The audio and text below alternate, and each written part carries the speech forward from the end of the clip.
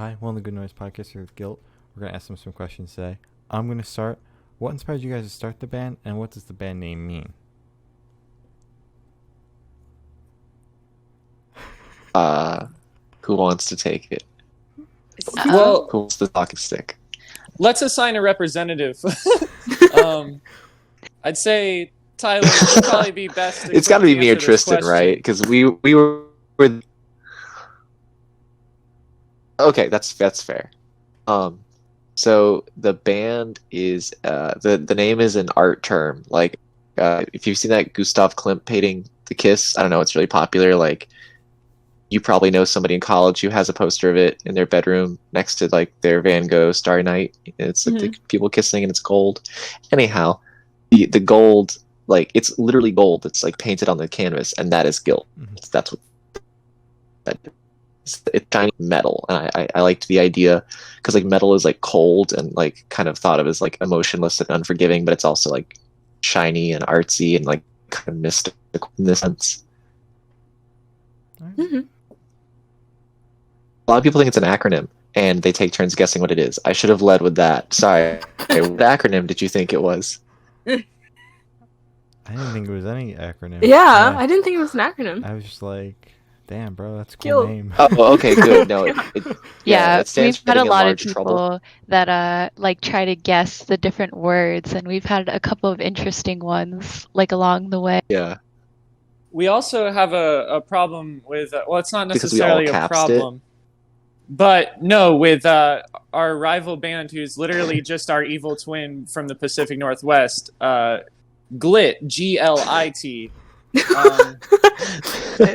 It was kind of interesting because we were touring at the same time, and I think accidentally got a show mixed up where they thought that we were that band and vice versa.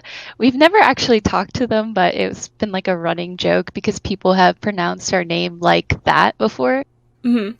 Also, on our South by Southwest, one of our showcases, it was their name instead of ours. Oh, no. Oh, that's right. Was that the Mexico show? No, that was like our main. That was the DIY tour posting showcase.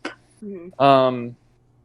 But yeah, no, the band started in like March of 2017, so it's been running for 3 years now. But this sort of like formation and who we are now, especially with like our first like LP, really representing like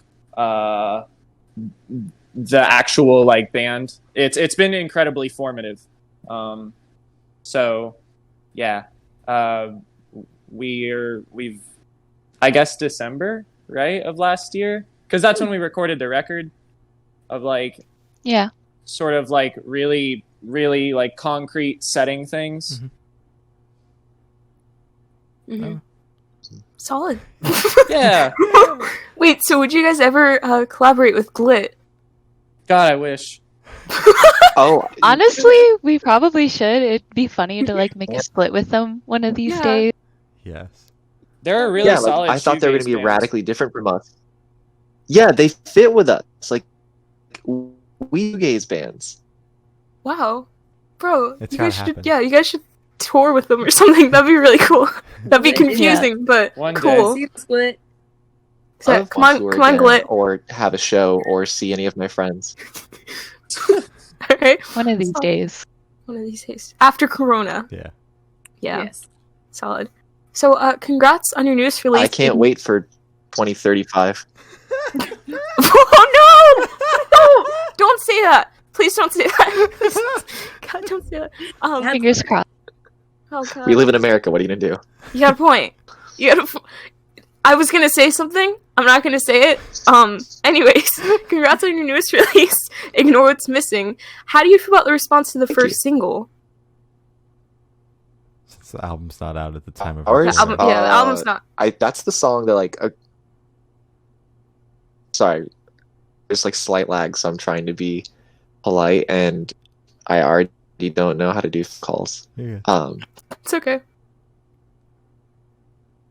Well, I guess Yeah, but so the first single was Flowers. Mm-hmm. The lag Nico, you is tell the so story. bad. I'm so sorry. So basically, like we released Flowers, and that was a song that we've had out for quite some time now. Like we've been performing it for a really long time, Mhm. and it was really cool to like finally release that song. Sink and Tithe is a recent song that we released, and Is the oldest GILT song. yes, Flowers is the oldest GILT song that we have. A lot of our like material we've actually been playing for quite some time, but like now it's finally like in published form. But Sink and Tide was like one of our first political songs, like heavily political songs that we felt it was appropriate to like showcase now, especially with everything that's going on. And then the music video kind of ties in Yeah. with a lot of just things that we've been dealing with COVID, with a lot of the situations going on with like police brutality, as well as like just how America treats like the differences between like the wealthy elite and then like pretty much everyone else. We kind of just decided that that was, you know, a thing that we wanted to release and talk about and have our platform to kind of talk about it. Yeah. Oh, All right. wonderful. So talking about this Thank you. record, what was your headspace like for it?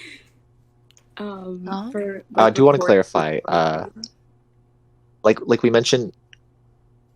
No, go ahead, Ash. You field it. I was gonna say like recording or writing because like the recording the recording headspace I was in. Well, this is the first time I've ever like professionally recorded anything in my entire life, and so anytime I think about it, like when I'm listening to these songs, I'm like, oh my god, there are some songs like I remember I was like very frustrated because the process was very new to me and my brain was like, wow, this is there's a lot of hurdles here. Yeah. But I just know for me personally, I was like in a very different headspace for recording, but that's just me. And then I think like the LP in general I wanna, was like more so about pretty much just like it started out as an idea, and then especially with a lot of the things that we dealt with this year and last year, like loss in relationships, loss in like a physical sense of a loved one, kind of like helped in a way with our grieving. I guess like I can't speak for everyone, but for me, like it's definitely an album that contains like a lot of different heavy subject matters that like listening to it in its entirety, there's so many different topics that I think we poured like our feelings into as we were experiencing it, type of thing. I would absolutely agree with that. Like throughout, I mean, we just sort of have like a notoriously bad luck on tours with things happening at home when we are on tour. And we've gone on two like major like 3-month sort of tours before, where you know we dealt with people who are very close to us. For me, like family members, and for actually all of us, family members, like pets. A very very close friend of ours. It's even though like.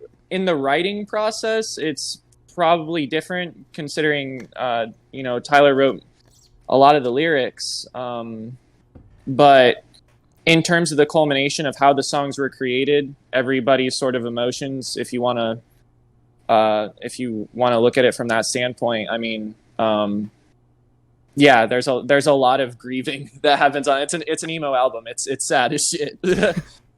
Yeah. Yeah, no, I think Tristan's like one of the best people to speak about watching the writing process go over time, because Tristan and I are like the two like original members, and Nico joined later, and then Ash joined after that. And like Flowers was in the band longer than Nico and Ash, so like some of those ideas we're tackling have been there for a long time. And then I would say like 50% of the record is tackling stuff that I would say like as a group we were experiencing as things were going. And at least to me, that it all feels related. It feels good that we included politics and we included other stuff, because I definitely didn't want to have the record just all be monotone the whole time. And it's a lot of like growth of thought over time, hopefully in a cohesive way. Okay. All right, solid. So, how do you think your writing process has changed since your first release? That's a good one.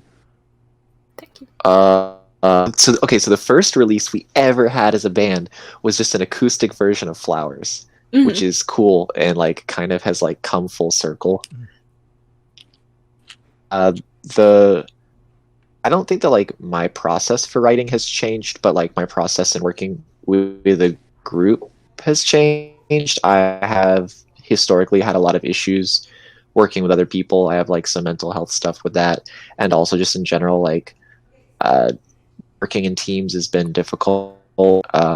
Assigning like creative labor to people and feeling like everybody's on the same page and like willing to contribute and able to contribute the same stuff.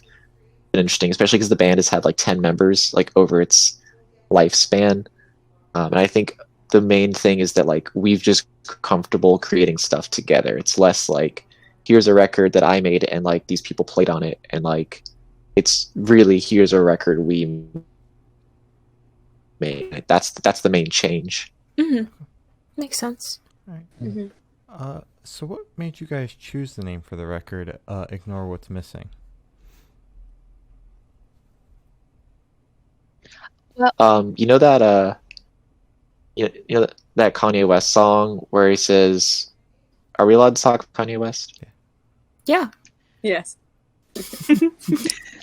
Okay, this isn't an endorsement of Kanye West. Kanye West has a lot of we should problems. lead in with and that. Yeah. It's better. But anyhow, you know that song where Kanye West is like, "You what about the wrong things?" That it's from 808s. Anyhow, that's like exactly where that line is coming from. It's like it's the drop on the first track, and I think it's like symbolic of the whole album, and it's just like being hyper fixated on problems that don't really need fixing while the rest of your life is in shambles, and you're kind of doing this to distract yourself from like the things that are actually going wrong. I led in with the Kanye West thing because it's funny. It's actually very sad. How? Right. Which, not to say 808s and Heartbreak isn't an objectively sad record. True. All right. Yeah. So, what band's influence do you think you can hear on the album? Oh gosh, I think over time we've had so many different like influences, which is really cool. But I definitely think like Touche and More. I It's think hard for me to there's list bands that aren't canceled. It's true. there's a lot of bands that like growing up had a lot of influence that we like don't support obviously, but have like taken like pieces from it and like made it into our own. But I think like Touche More, like La Dispute, like Me Without You in some like settings, and then also just like a bunch of other things kind of all fit into the record. So it's been interesting. Definitely. When like mid 2000s to late 2000s alternative emo was like actually like radio marketable. Bands such as like I guess like Manchester Orchestra is one that's still pretty like chill, right? I'm literally wearing a Manchester Orchestra shirt right now. perfect segue. I thought that was your Wax Jaw shirt. Anyway, Wax Jaw's a really good band. But anyway, I'm sort of teetering around. There was a comment that someone made once that was kind of funny, and granted, we don't support this band, but like it's like brand new that you can listen to. You know, I mean, Yeah, it's the real radio answer. friendly alternative emo. Mhm. That's like, you know, still catchy. Obviously, you know, it's made by different people, but like, it's where Yeah. it's definitely like looking at like our influences growing up. I mean, Okay. I'd also like to point out that we rip off Title Fight's guitar licks a lot. God, I love Oh Title gosh, Fight. yeah, that's Hyperview honestly true. specifically. Oh, actually, no. Shelf is a Like, direct rip. nobody off else in the band really gets into Title Fight like me, but Mhm. yeah. All right. All right. Yeah, So you yeah. would know. You would know. Yeah. I even changed the name that much. Oh no. Yeah. So when people are listening to this album, is there a certain feeling you want them to have while listening to it? I Certain think what? it's like a feeling. I think it's definitely a journey. Like for many like people, when I listen to this record, it definitely feels like the feeling of like growing as a person. Like there's different moods that those changes, and then there's like grief, but like being upset about something, like those like moments of like getting angry about things in your life, and then there's like points where like you kind of accept that even though, you know, something is upsetting, that, you know, it kind of had to happen that way, and the person that you are is still changed like from who you were. Mhm. It's really like, for me, when I listen to this record, I feel like it's a journey of kind of just the feeling of growing as a person and acknowledging like past mistakes in your life or past things in your life that just weren't okay, and then, you know, kind of accepting that. So Wow. Yeah. Like like just, I don't know, sometimes like when I like listening to the songs, it's like almost kind of, I don't know, to me it's like kind of atmospheric, and I feel like it would bring me great joy if when someone was listening to it, like they felt like they were enveloped in their emotions, all the good and all the bad. Like they're like, I don't know, it kind of like, it's weird to say, but it's like it kind of makes me feel something for a minute. Yeah. Like really feel it, and it's just really cool that like I don't know, it's very, it feels like I'm in a room with all of my emotions.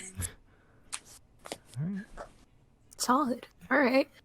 So, how did you guys choose the opener and closer for the album? Did you write it to be the opener and closer, or did you guys just kind of shuffle it and be like, "Oh, that looks right"? Okay, so we brought up Manchester Orchestra. Mhm. Are y'all familiar with their first record, like their first like official record? I'm Like a Virgin Losing a Child. I am not, No. but I know the band. So that's, I Okay. know It's of like- them. There's a lot of bands. Yeah, yeah. It's okay. That was like a really So big many. record for me. Okay. Yeah. But like one of the things I thought that they did that was really cool, like there's some tracks that are just indie, like just like solo acoustic guitar, and it's kind of peppered throughout. Okay. And like everyone was saying about this kind of like emotional, like it's not like one tone of record where you want to sit down and be like, I'm in a sad mood, I'm going to listen to this, or I'm in like, I want to punch my pillow, I want to put on pillow punching music. Mhm. It's kind of like usually just go through this like roller coaster, and we separated the record into, I guess, the slow songs. Like the opener is very melancholy, and the closer actually has the same piano, but it's a lot more, I guess, resolved. It's supposed to kind of like bookend the album, and then in the middle there's two slow songs also, and it's purposely set up that way. Mm-hmm. Yeah, but we didn't actually like write anything to kind of go a certain way. We kind of just wrote all of these songs and then spent a lot of time actually listening to the songs and kind of putting them as we saw fit, like to kind of create this specific mood that we were going for. Yeah, track listing took a while. Like To get our story yeah. down. We need to pretend like we really had an idea on this. Well, like when you hear the last song, the last song specifically, like it just like it fit nowhere else but like as the closer of the album. Yeah. So that was always. Yeah, no, we knew that was the closer when we wrote. It would be weird otherwise. So where do you guys see the band in the next 5 years? Well, it's kind of difficult because, like, I was waiting for the American government to fix COVID. yeah, I was gonna just say, because a lot of our band has revolved around touring, it's been kind of interesting having to like reevaluate that and reevaluate like what being a band is for us, because a big part of our like career was just going on these long tours, and now we're kind of just like sitting home, and I feel like it's been honestly very rough for a lot of people, but it's also been, for me at least, like a good time to like reflect and kind of use this opportunity to like find new options in you know what it means to be in a band and what those responsibilities and what that kind of looks like. I really don't know what's going to happen in 5 years, but I hope that, you know, this is resolved and everything's okay and it's safe to like go around and travel, because that's kind of what we really like doing, is traveling and seeing our friends and people that follow us and just like interacting with those people. So hopefully in 5 years we could be back to that. Hell yeah. That'd be cool. Yeah. Yeah, touring. I just miss touring, like just in general. That's like, it's, yeah. Just touring. One word. Touring. It's what we did. All right. Yeah. Awesome. So for the last couple questions, we're actually going to shift away from music and go straight to death row. So, if you're on death row, what would your last meal be with a drink? Ooh. Who wants to go first? Cinnamon Toast Crunch? Yeah. Ash, All right. no. With No, you could milk have- or- Did you have anything. Crunch in there with I you? want just dry cinnamon toast crunch. Put not even in a bowl. Just give me the box, and when I'm done, I'm done. No drink? No drink. Oh my god, that's the first time somebody just said no drink. I Yeah, don't- no Wow. drink. Dry Just- cereal. Dry cereal. All right. Yeah. Wow. I forgot. Wow. My mind went to Death Row Records for a second, so Everybody. I have to like, I have to go back into like other Death Row. I think mine would be, this is kind of silly. Like, it's called chaufa, and like my dad is Peruvian, so it's like a Peruvian slash like Chinese cuisine, and that's something I used to like eat all the time with him, and it's really hard to find it where I live right now, so that would be my meal, as well as Inca Cola, because that's also my favorite drink. So Inca Cola is good. it's okay, so it's like I guess Coke, but like pineapple flavor, and Ooh. so much better. Like, if I could drink that instead of Coca-Cola, I would for the rest of my life. Alright. Solid. Probably like Topo Chico seltzer water, and like, you mentioned cereal, Ash, and now I really want Cookie Crisp. So maybe Cookie Crisp All right. and Topo Chico.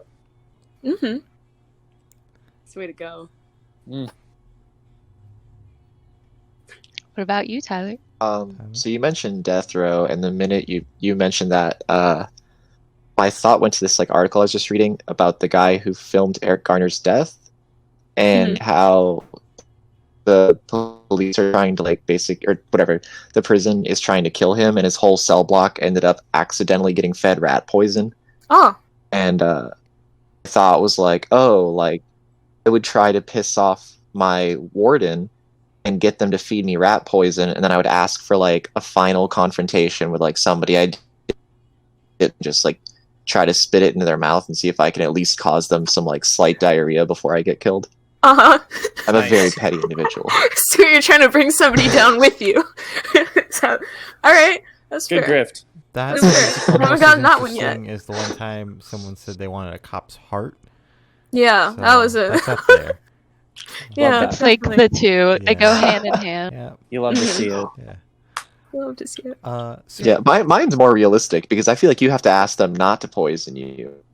Mm-hmm. and then they'll just poison you. It'll It make has it to be easy. an accident. Yeah. Oops. Exactly. Um, Whoops. Sorry.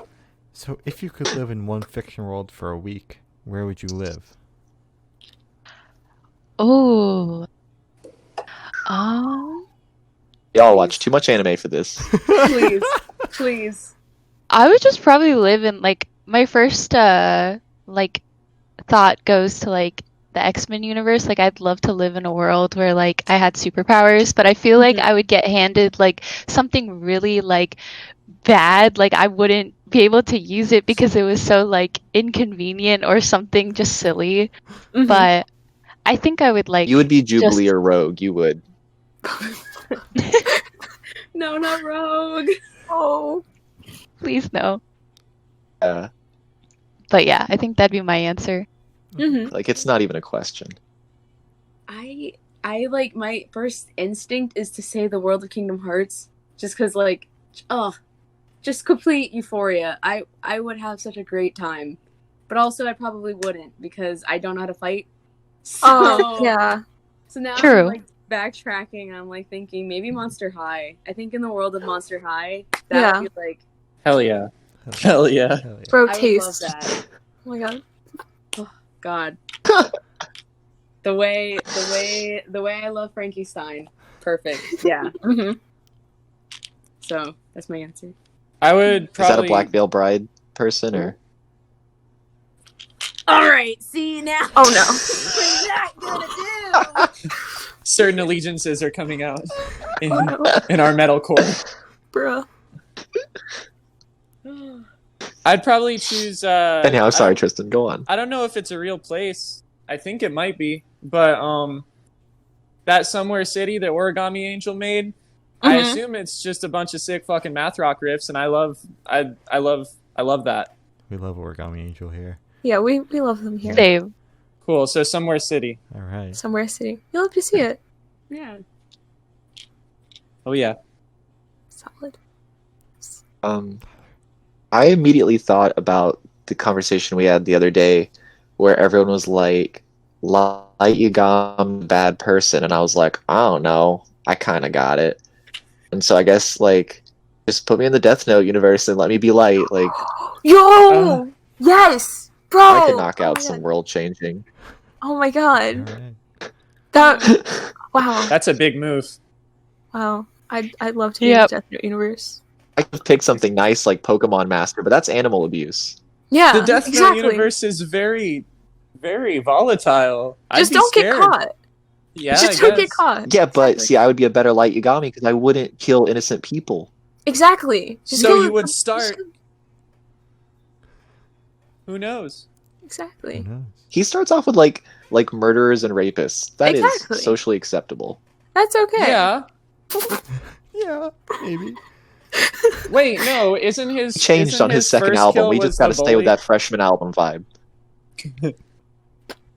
Yeah, Alright. Light's older stuff was better. I thought it was like a rapist. I thought it was the high school bully dude. To be honest, I don't know much about anime, so don't trust me. I don't. Oh, All right. So away from away from death. I have the honor of asking the last question, and every single person we have spoken to have said it's the most important question. Mm. What's your favorite color? Mm. Ooh, mine changes a lot, but I think currently so what's your color? it's probably red. Red. Ooh. Taste. Purple. Purple. Taste. You know. You know. It never Exactly. changes. Let's go. Green. Hell Green. yeah. Oh my god! Is that a neon green violin? Yeah. Oh, it's a Oh my ukulele, God. but It's a ukulele. Oh, that's what Close it enough. was. Incredible. Wow. A ukulele is just a violin you haven't violed yet. It's true. Yeah. True, true. It's orange. All right. Orange. Solid. Nice. So as Glory said, that's all the questions we have today. Is there anything you would like to plug? Record. We have a record coming out. Yes, it's coming out on the 21st. That's when Ignore What's Missing is coming out. We also have a music video on YouTube called Sink and Tithe that we just recently released. So Hell yeah. thank you for having us on here. Thank you for sitting Yeah. down with us. Yeah, we're gonna have like cool merch bundles and stuff. Hell yeah. Ooh. Very exciting. So thank you for sitting down with us. This has been GILT, and we're the Good Noise Podcast.